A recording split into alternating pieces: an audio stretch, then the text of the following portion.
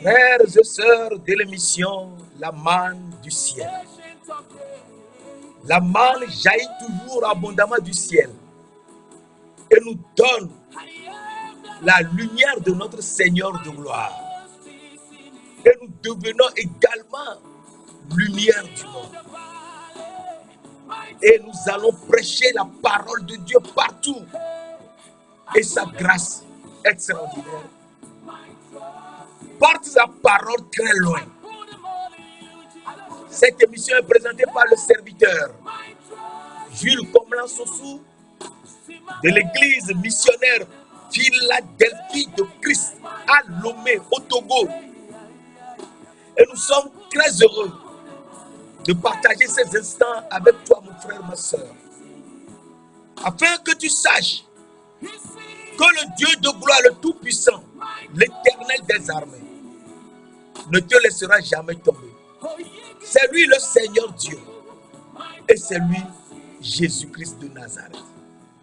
Il nous aime tant qu'il est venu sur la terre lui-même et s'est fait appeler fils de Dieu. Mais celui qui croira en lui,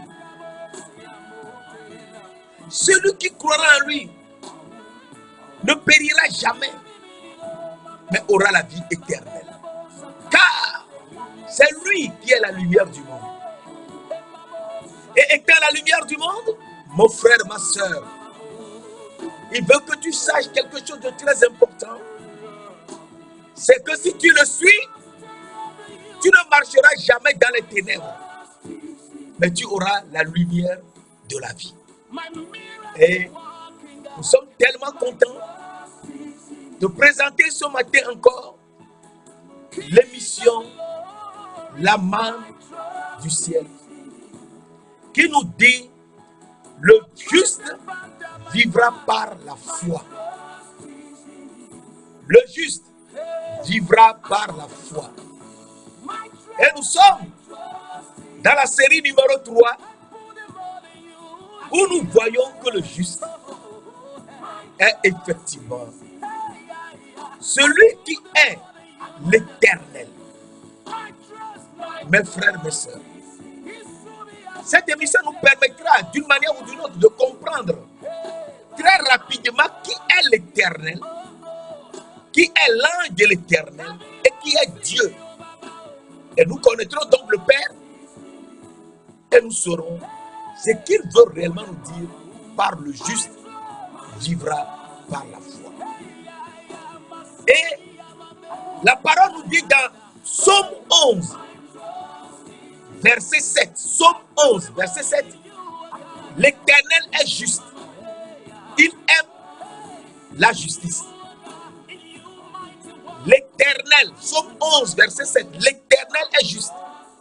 Il aime la justice. Et donc, il faut qu'on sache que c'est l'Éternel qui est juste. Et il aime la justice. C'est pour ça qu'il nous dit, le juste vivra par la foi. Et nous devons comprendre, l'Éternel qui est juste, c'est qui exactement? Et qui aime la justice.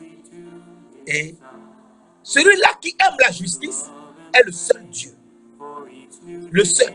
Il n'y a pas deux, ni trois. Il est le seul. Et je te l'avais dit la dernière fois, mais je te le répète. Dans Ésaïe 45, verset 21, Ésaïe 45, verset 21, je suis le seul Dieu qui sauve. Je suis le seul Dieu juste qui sauve. Dieu nous dit qu'il est le seul Dieu juste qui sauve. Donc, ce qu'il nous dit dans Ésaïe 45, verset 21, nous devons faire très attention et savoir que s'il est le seul Dieu juste, eh bien, il veut qu'on sache que si nous connaissons le seul Dieu, eh bien, nous saurons que c'est lui qui est juste, puisqu'il dit qu'il est le seul Dieu juste. Alors, qui est le seul Dieu? Et je t'avais dit, dans 1 Corinthiens 8. Verset 1 Corinthiens 8. Qui est un verset très important. Verset 6.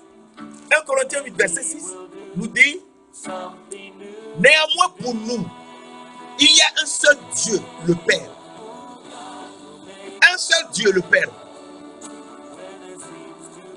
De qui sont toutes choses et pour qui nous sommes. Il y a un seul Dieu, le Père. De qui sont toutes choses et pour qui nous sommes. Et un seul Seigneur Jésus-Christ. Par qui sont toutes choses et par qui nous sommes. Mes frères, mes sœurs, c'est très important de savoir cela. Puisqu'il est le seul. Et c'est très important parce qu'il est le seul. Et étant le seul, il est le seul Dieu le Père. Et le seul Dieu le Père, c'est le seul Seigneur Jésus-Christ. Oui.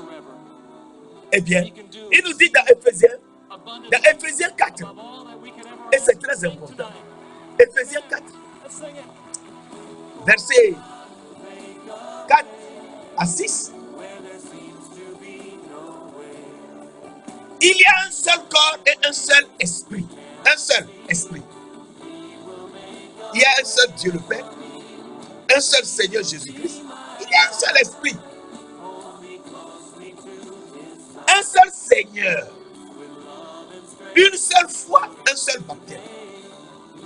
Et, verset 6, Éphésiens 4, verset 6. Et un seul Dieu le Père. Un seul Dieu le Père. De tous. Le Père de tous. Un seul Dieu, le Père de tous. Qui est au-dessus de tous. Et parmi tous. Et en tous. Et donc, si c'est lui, eh bien, nous devons comprendre que le seul Dieu qui est en tout, il est le seul juste. C'est ce que Ésaïe 45, verset 21 nous a dit. Il est le seul juste. Le seul Dieu, oui, c'est lui le seul Dieu.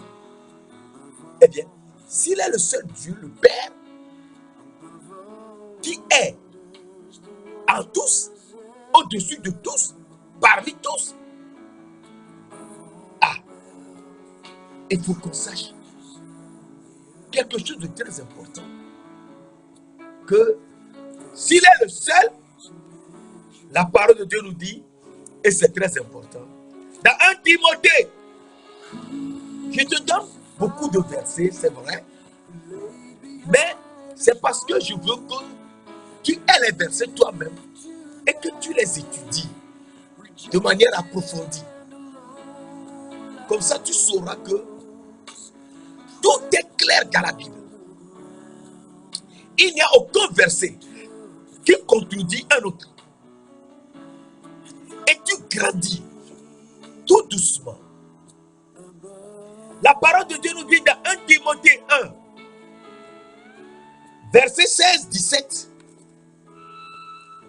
Mais j'ai obtenu miséricorde, afin que Jésus-Christ fît voir en moi le premier toute sa longanimité, pour que je servisse d'exemple à ceux qui croiraient en lui pour la vie éternelle.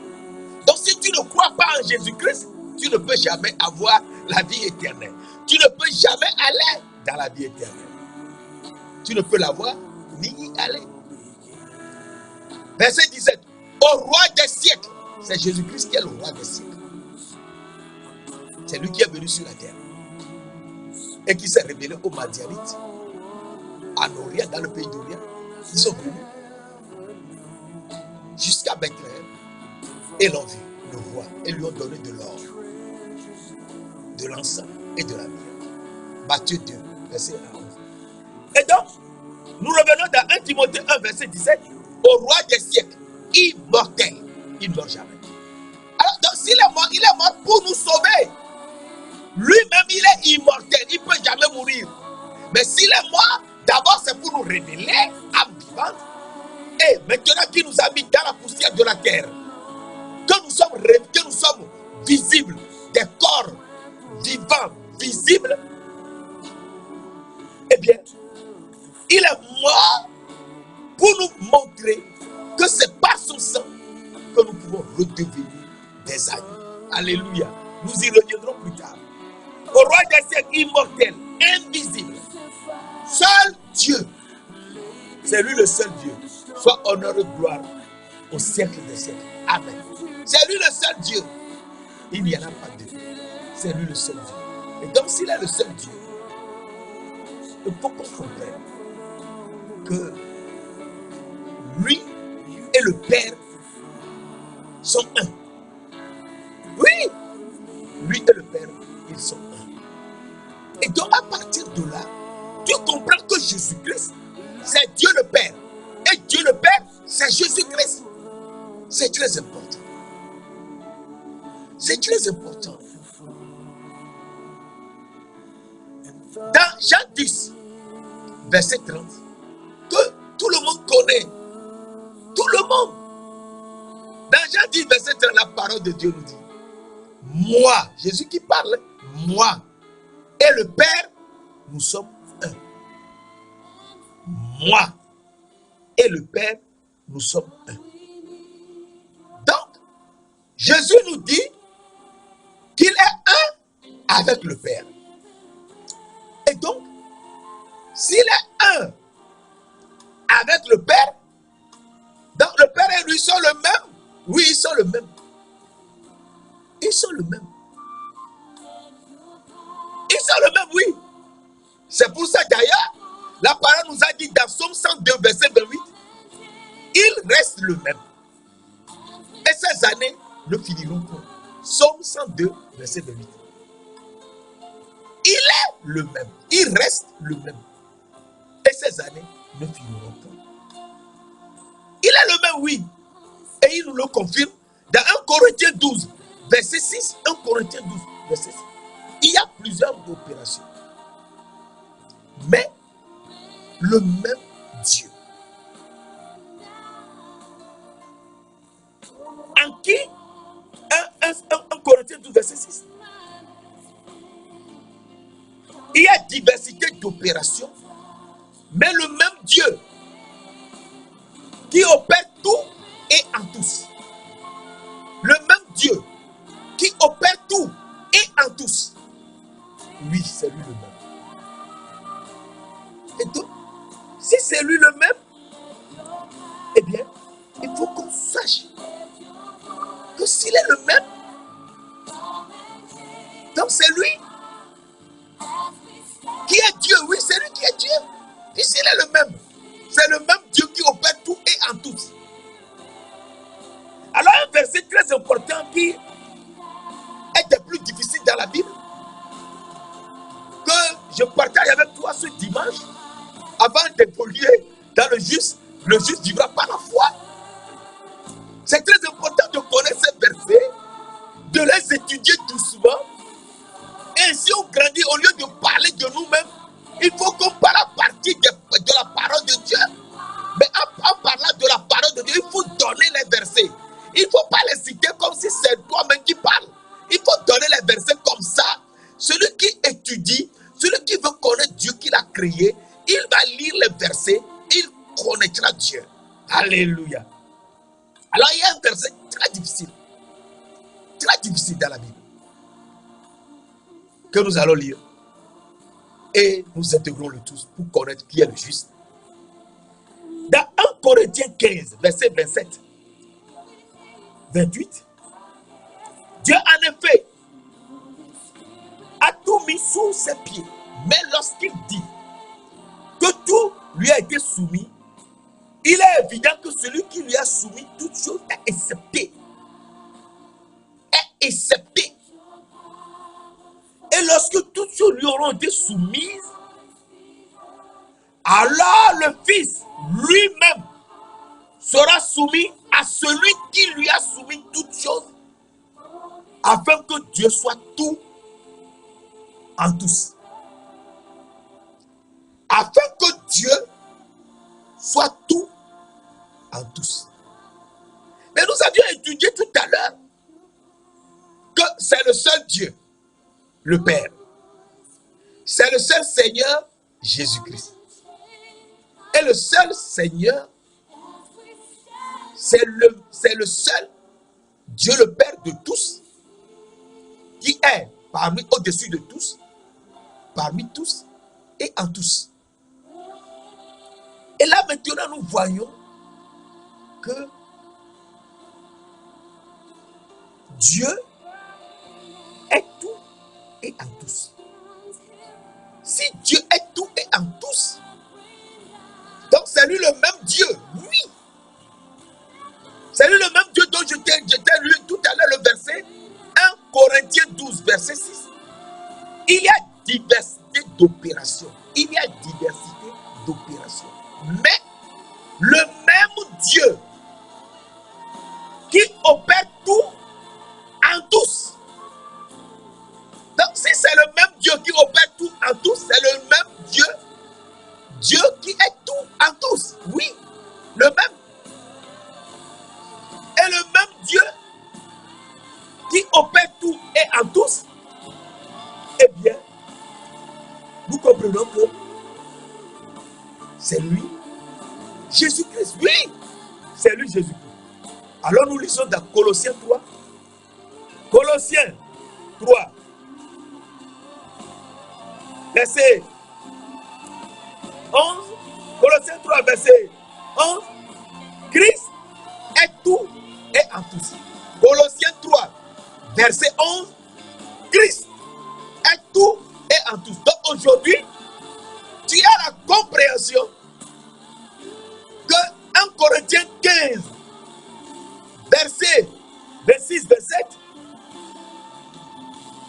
qui est un verset compliqué, 1 Corinthiens 15, verset 27, 28, pardon, qui est un verset compliqué, c'est Dieu qui est le même Dieu, qui opère tout et en tous. Et ce même Dieu qui opère tout et en tous est Jésus-Christ, qui est tout et en tous. Colossiens 3, verset 11.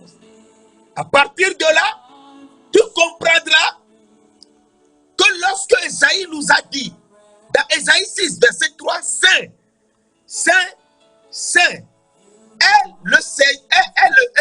l'Éternel des armées. Toute la terre est remplie de sa gloire. Et l'Éternel, verset 5, et mes yeux ont vu l'Éternel des armées qui est le roi, grand terre, le roi qui est l'Éternel des armées. Donc, l'Éternel des armées est le roi. Et il est saint, saint et saint. C'est lui le roi. Il est saint, saint, saint. Et la parole de Dieu nous dit que le roi, que je venais de te lire tout à l'heure, est venu jusqu'à nous sur la terre. C'est lui le roi. Il est venu jusqu'à nous sur la terre et s'est révélé aux mages qui sont des Madianites, qui sont de la famille de Madian, l'un des 6 fils que Ketura a fait à Abraham. Ketura qui est la cananéenne qu'on appelle l'éthiopienne, a donné à Abraham. L'éthiopienne qui est l'épouse de Abraham, la dernière épouse de Abraham, lui a fait 6 garçons. Une femme qui a fait 6 garçons, on ne peut jamais l'appeler concubine. 6 garçons à Abraham. Et parmi ces 6, il y a un qui s'appelle Madia. Et Abraham les a envoyés à Noria auprès de leur grand frère Ismaël, qui vivait dans le pays d'Orient, à Our, en Chaldée. Eh bien, Dieu s'est révélé aux Madianites qui sont les mages en Orient, dans le pays d'Orient, et ils sont venus jusqu'à Bethléem et ont vu Jésus, l'enfant Jésus qui était dans la main de Marie. Et ils se sont prosternés visage contre terre, l'ont adoré et lui ont donné de l'or pour dire que c'est le roi, de l'encens pour dire que c'est le souverain sacrificateur, et de la myrrhe pour dire que c'est lui le prophète à écouter, mais qui souffrira pour nous sortir de la malédiction de la loi. La malédiction que Noé a prononcée sur Canaan, qui ne lui a rien fait. Et Abraham, qui a épousé Ketura, la cananéenne qu'on appelle l'éthiopienne, ça se trouve dans Genèse 25, verset 1 à 6. Genèse 25, verset 1 à 6. Et donc, à partir de là, nous comprenons que Israël, où se trouve Bethléem, ils n'ont jamais considéré que le roi, le Seigneur, le Sauveur, le Christ, peut venir et qu'une femme peut le mettre au monde. Ils n'ont jamais cru ça. Et Jésus est resté à Bethléem avec Marie et Joseph pendant 1 an et demi. Les Juifs, les Israélites n'ont jamais cru qu'il est arrivé. Et il s'est révélé aux Madianites, qui sont les païens que les gens appelaient les païens dans le pays d'Orient. Et ils ont cru parce qu'ils ont eu la révélation. Mes frères, mes soeurs, le Dieu de gloire, le Tout-Puissant, nous donne la révélation. Et cette révélation, c'est que c'est lui le roi. Et c'est lui qui est saint, saint et saint. Alors, Apocalypse 4, verset 8 nous dit, les séraphins criaient toujours, les séraphins, qui sont différents des chérubins. Parce que les séraphins ont 5 et ont 6 ailes. Les séraphins ont 6 ailes. Mais les chérubins ont 4 ailes. Les séraphins criaient, Saint, Saint, Saint est le Seigneur Dieu, le Tout-Puissant, celui qui était, qui est et qui vient. Et donc, si nous le connaissons, celui qui était, qui est et qui vient, qui est le Seigneur Dieu, le Tout-Puissant, qui est saint, saint, saint, eh bien, nous sommes tranquilles. Alors, qui est celui-là qui est saint, saint, saint, qui est le Seigneur Dieu, le Tout-Puissant, qui est, qui était, qui est et qui vient. Eh bien, Apocalypse 4, verset 8 que nous venons de lire, nous avons la révélation. Dans Hébreux 13, verset 8, qui nous dit Jésus-Christ. Hébreux 13, verset 8, mes frères, mes soeurs. C'est très important. Je répète ces versets afin qu'on soit réveillés. Parce que nous ne voulons pas prêcher pour dire que nous connaissons. Non, nous ne connaissons rien. Mais nous voulons révéler notre Seigneur Jésus-Christ qui nous a fait venir sur cette terre. Pour qu'on sache. Qui nous a fait venir pour qu'on soit son épouse. C'est ça. Il nous a fait venir sur la terre pour qu'on soit son épouse. Et il nous dit dans Hébreux 13, verset 8, Jésus-Christ est le même. Donc c'est le même Dieu qui est tout et en tous. Le même Dieu qui est tout et en tous. Et le même Dieu qui est tout et en tous, c'est lui Dieu le Père, qui est en tous, parmi tous, au-dessus de tous et en tous. C'est le seul Dieu. Oui, c'est lui le seul. Il n'y en a pas deux. C'est lui le seul. Qui était? Il était. Donc, Ces jours remontent aux temps anciens, aux jours d'éternité. Michée 5, verset 1. Il est. Il est. Aujourd'hui. Il était. Hier. Jésus-Christ est le même hier. Il était. Aujourd'hui, il est. C'est lui qui s'appelle Je suis. C'est lui, Je suis, qui s'est manifesté à Moïse. Oui, qui s'est manifesté à Moïse. Sur le mont Horeb. Et qui lui a dit, Je suis. C'est lui qui s'appelle Je suis. Celui qui s'appelle Je suis m'a envoyé vers vous. C'est mon nom de génération en génération. C'est mon nom pour l'éternité.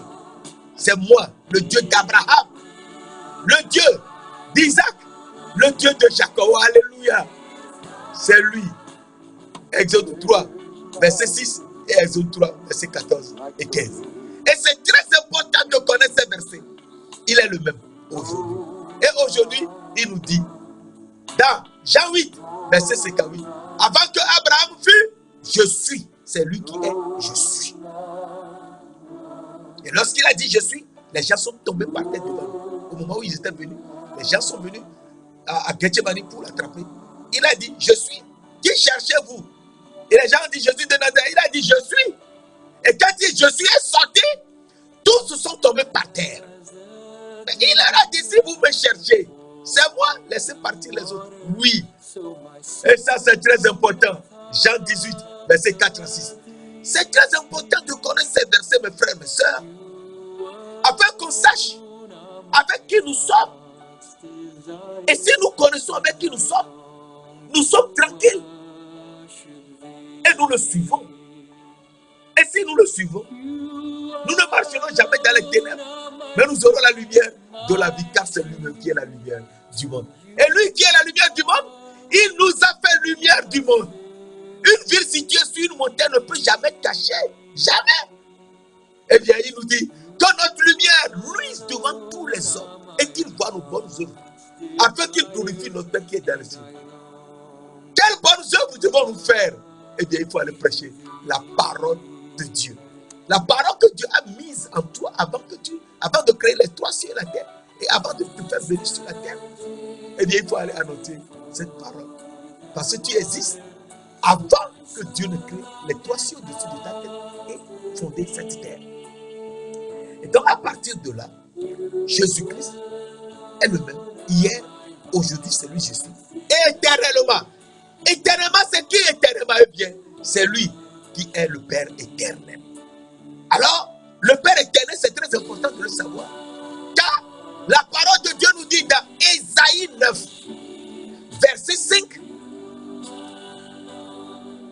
Et c'est très important de connaître Ésaïe 9, verset 5. Parce que Ésaïe 9, verset 5 est un verset très important. Parce que ce verset nous situe clairement et nous montre que Jésus, c'est lui qui est le Père éternel. Alors je te lis cela rapidement. Car un enfant nous est né, un fils nous est donné, et la domination reposera sur son épaule. On l'appellera admirable, conseiller, Dieu puissant, grand D. L'enfant qui est né à Bethléem, qui est l'enfant de Marie, la femme, une femme vierge, a mis au monde un fils, tel que c'est écrit dans Ésaïe 7, verset 14. C'est très important. Ésaïe écrit dans Ésaïe 9, verset 5, Ésaïe 9, verset 5, que la femme a enfanté un fils, un enfant nous est né, donc c'est déjà fait. Un fils nous est donné, et la domination reposera sur son épaule. On l'appellera admirable, conseiller, Dieu puissant. C'est l'enfant qui est le Dieu puissant. Père éternel. L'enfant est le Père éternel. de la paix. Donc, l'enfant est le Père éternel, oui. C'est lui le Père éternel. Eh bien, et éternellement. Hébreux 13, verset 8. Jésus-Christ est le même hier, était. C'est lui dont les jours remontent aux temps anciens, aux jours d'éternité. C'est lui qui est, je suis. Exode 3, versets 14 et 15. C'est lui le Dieu d'Abraham, le Dieu d'Isaac, le Dieu de Moïse, le Dieu de Jacob, pardon. Et c'est lui qui est là éternellement. C'est lui le Père éternel, oui, c'est lui le Père éternel. Et à partir de là, mon frère, ma soeur, tu comprends que Jésus-Christ, c'est lui qui est tout. Pour nous, oui, c'est lui qui est tout. C'est lui. Et il nous dit, moi et le Père, nous sommes un. Jean 10, verset 30. Et quand Jean 10, verset 36, il nous dit, je suis le Fils de Dieu. Donc, lui qui est un avec le Père est le Fils de Dieu. Et donc, c'est lui donc le juste. Oui, c'est lui le juste dont nous parlons. C'est lui le juste. C'est lui le Père juste. Le Dieu juste. Psaume 11, verset 4, verset 11, Psaume 11, verset 7 nous dit, l'Éternel est juste. Il aime la justice. Et dans Isaïe 45, verset 21, je suis le seul Dieu juste qui sauve. Et c'est lui qui est venu nous sauver. C'est lui le seul Dieu juste. Il est le seul Dieu. 1 Timothée 1, verset 16, 17. Et donc, s'il est le juste, il est le saint, oui. C'est lui le saint serviteur. C'est lui le saint serviteur, oui. Et ce saint serviteur est le juste. Donc, Dieu nous dit dans Acte 3, verset 14, nous lisons dans Acte 3, verset 14, un verset très important. Vous avez renié le saint et le juste, et vous avez demandé que vous accordiez la grâce d'un meurtrier Barabbas. Les gens ont dit de crucifier Jésus et de leur laisser Barabbas qui est un meurtrier. Oui, c'est ce qu'ils ont fait en Israël. Et ils ont renié le saint, le juste. Jésus-Christ est le saint, il est le juste. C'est lui le saint serviteur. Et qui a fait de nous aussi des serviteurs. Et nous devons être saints. C'est très important. Dans Acte 4, verset 27 à 29, la parole de Dieu nous dit, en effet, quand ton saint serviteur, Jésus, que tu as oint, Hérode et Ponce Pilate se sont ligués dans cette ville, avec les nations et avec le peuple, pour faire ce que ta mère et ton conseil avaient arrêté d'avance. Et maintenant, Seigneur, vois leurs menaces et donne à tes serviteurs d'annoncer ta parole avec une pleine assurance. Donne à tes serviteurs d'annoncer ta parole avec une pleine assurance. Donc le serviteur va annoncer la parole avec une pleine assurance.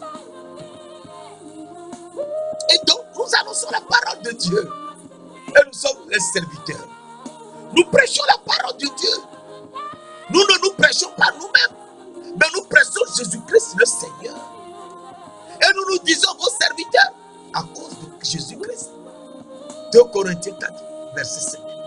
Et donc, c'est lui le saint le juste. Oui, c'est lui le saint le juste. Et le saint le juste, c'est lui le saint et le véritable. C'est lui le saint est le véritable. Et ce véritable, c'est Jésus-Christ. Alléluia. C'est lui qui est le véritable et la vie éternelle. C'est Jésus-Christ lui-même qui est le véritable et la vie éternelle. 1 Jean 5, verset 21. Ah, donc à partir de là, nous connaissons Jésus-Christ comme étant le juste. C'est lui l'avocat, le Fils, qui est venu pour nous sauver. Alors il nous dit dans 1 Jean 1, verset 9, verset 9, si nous confessons nos péchés, il est juste et fidèle pour nous les pardonner et pour nous purifier de toute iniquité. Oui, c'est lui le juste. C'est lui le juste qui nous dit, si nous confessons nos péchés, il est fidèle et juste pour nous les pardonner et pour nous purifier de toute iniquité. Et donc il faut qu'on marche dans la lumière. Comme lui-même il est dans la lumière et qu'il est lui-même lumière. Verset 7, 1 Jean 1, verset 7. Si nous marchons dans la lumière, comme il est lui-même dans la lumière, nous sommes mutuellement en communion. Nous sommes mutuellement en communion. C'est-à-dire, c'est lui la lumière du monde et nous aussi, nous sommes lumière du monde. Nous sommes lumière du monde. Et le sang de Jésus, son Fils, nous purifie de tout péché. Donc c'est le sang de Jésus qui nous purifie de tout péché. Et nous redevenons lumière du monde. Mes frères, mes sœurs, c'est lui Jésus-Christ, le juste. Et si c'est lui le juste, il faut qu'on comprenne que il est venu pour nous sauver. Il est venu pour nous sauver de nos problèmes, de nos péchés. C'est pour ça qu'il s'est offert sur la croix et a versé son sang pour nous laver complètement et nous rhabiller en ouvrant nos yeux. Les yeux de notre âme qui étaient devenus aveugles. Lorsque nous avons mangé l'arbre de la connaissance du bien et du mal, nos yeux étaient aveugles, les yeux de notre âme étaient devenus aveugles. Et nous avons perdu les habits de lumière que nous portions. Parce que là porte l'habit de lumière. Et nous avons perdu cela. Et Jésus-Christ nous a fait lumière. Et il nous a fait lumière, nous sommes redevenus lumière du monde. Et donc, 1 Jean 2, verset 1 nous dit, mes petits enfants. Alors, quand on dit petits enfants, il faut savoir qu'on parle de toi comme agneau de Dieu. Quand la parole de Dieu dit petits enfants, c'est que tu es agneau de Dieu. Tu es né de nouveau. Tu es une nouvelle création. Les choses anciennes sont passées. Voici, toutes choses sont devenues nouvelles. Tu es une nouvelle création. Tu es un agneau. Tu es un petit enfant. Mes petits enfants, je vous écris ces choses afin que vous ne péchiez plus. Afin que vous ne péchiez point. Et si quelqu'un a péché, nous avons un avocat auprès du Père, Jésus-Christ, le juste. Ça c'est clair, on l'a nommé, il n'y a pas de discussion. Petits enfants, mes petits enfants, je vous écris ces choses afin que vous ne péchiez plus. Et si quelqu'un a péché, nous avons un avocat auprès du Père, Jésus-Christ le juste. pour nous pardonner nos péchés et nous purifier de tout péché. C'est ce que nous venons de lire dans 1 Jean 1, verset 9 et verset 7. Et quand tu nous purifies de tout péché, nous redevenons lumière du monde. Et une fois que nous sommes lumière, il faut qu'on sache que nous sommes des agneaux. Et donc, à partir de là, étant nouvelle création, eh bien, ce qu'il nous faut, c'est qu'il faut pratiquer la justice. Il nous faut pratiquer la justice. Et en pratiquant la justice, nous devenons justes. Il nous faut pratiquer la justice. Et nous devenons justes. Alors, la parole de Dieu nous dit, dans 1 Jean toujours, dans 1 Jean 3, verset 7, petits enfants. Donc, il faut savoir que nous sommes les petits enfants, nous sommes des agneaux, les nouvelles créations. Petits enfants, que personne ne vous séduise. Que personne ne vous séduise. Il ne faut pas permettre que quelqu'un dise ce qu'il veut, non. Mais dit la parole de Dieu. Quand les petits enfants mangent la parole de Dieu. C'est très important. Petits enfants, que personne ne vous séduise. Celui qui pratique la justice est juste, comme lui-même est juste. Celui qui pratique la justice est juste, comme lui-même est juste. Donc, à partir de là, nous comprenons que celui qui pratique la justice est juste, comme Jésus-Christ lui-même est juste. Et donc, à partir de là, celui qui est juste pratique la justice. C'est très important, car si tu ne pratiques pas la justice, tu n'es pas juste. Que le juste pratique encore la justice, et que celui qui est saint se sanctifie encore. Donc, il nous dit, le juste vivra par la foi. Il nous dit, le juste vivra par la foi. Et c'est très important que de savoir que le juste doit vivre par la foi. Car c'est Dieu qui nous a créés. Et lui qui nous a créés. Il nous dit, et c'est très important, que nous devons le suivre. Et être juste. Comme lui. Et donc si nous devons le suivre, il faut qu'on soit comme lui-même il est, ses serviteurs. Nous sommes des serviteurs. Ensuite, il faut qu'on soit saint. Oui, il faut qu'on soit saint. Et nous sommes saints lorsque, eh bien, nous pardonnons. Et c'est très important.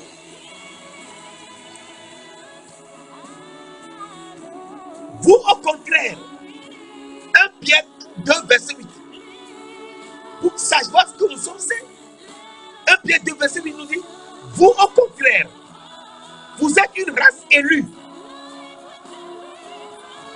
un sacerdoce royal, une nation sainte. Vous êtes. Ce n'est pas que vous serez. Vous êtes. Une race élue. Un sacerdoce royal. Donc, vous êtes des rois et des sacrificateurs. Une nation sainte. Un peuple acquis. Afin que vous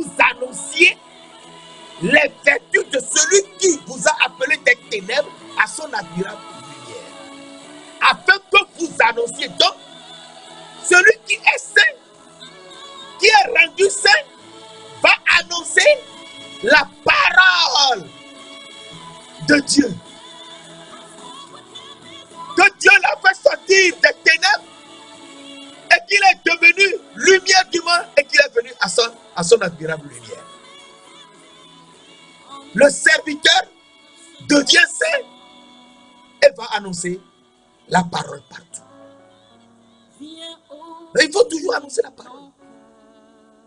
La parole de Jésus-Christ. Et donc, verset 10, 1 Pierre 2, verset 9, 10, verset 10 maintenant. Vous qui autrefois n'étiez pas un peuple, et qui maintenant êtes le peuple de Dieu, vous qui n'aviez pas obtenu miséricorde, et qui maintenant avez obtenu miséricorde. Et qui sont ceux-là? Eh bien, ce sont les païens. Alléluia. Ce sont les païens qui sont fils de Dieu, du Dieu vivant. Et ces païens doivent aller annoncer la parole. Et donc, le juste vivra par la foi. Eh bien, nous comprenons que le juste est celui qui est saint. Et saint, il est juste, comme Jésus-Christ est le juste. Avocat. Alors, Hébreux 10, verset 38, 39 nous dit, et nous allons à la fin. Et mon juste vivra par la foi. Mais s'il se retire, mon âme ne prend pas plaisir en lui. Alors, c'est très important cet aspect, car la parole de Dieu nous dit dans Hébreux 10, verset 38, et mon juste vivra par la foi. Mais s'il se retire, mon âme ne prend pas plaisir en lui. Donc Jésus parle de son âme. Jésus-Christ nous parle de son âme. De son âme d'où nous sommes révélés. Âme vivante. Agneau de Dieu. 1 Pierre 1, verset 19 à 22. Un état des âmes. Eh bien, il nous dit, étant redevenu des âmes, donc des agneaux, il nous dit, le juste vivra par la foi. Et le juste, c'est l'agneau de Dieu. Il faut qu'on redevienne des agneaux dans ce corps. Pour suivre le Seigneur Jésus-Christ, allez prêcher la parole et vivre dans la foi en Jésus-Christ. Alors, nous lisons un verset, nous allons à la fin. Dans Luc 10, verset 1 à 3. Après cela, le Seigneur, Luc 10, verset 1 à 3. Après cela, le Seigneur a désigné encore 70 autres disciples et les envoyait deux à deux devant lui dans toutes les villes et dans tous les lieux où lui-même devait aller.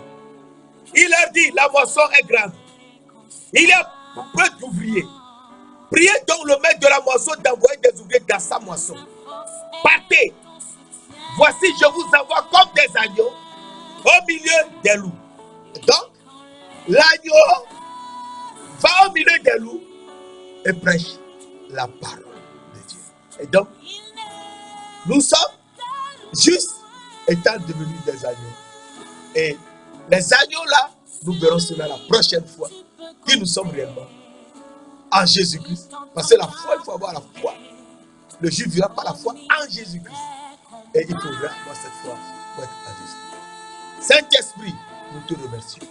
Nous t'exaltons de nous avoir fait cet enseignement ce matin et de nous élever dans ta gloire. Merci de l'avoir fait au nom précieux de notre Seigneur Jésus-Christ de Nazareth. Amen.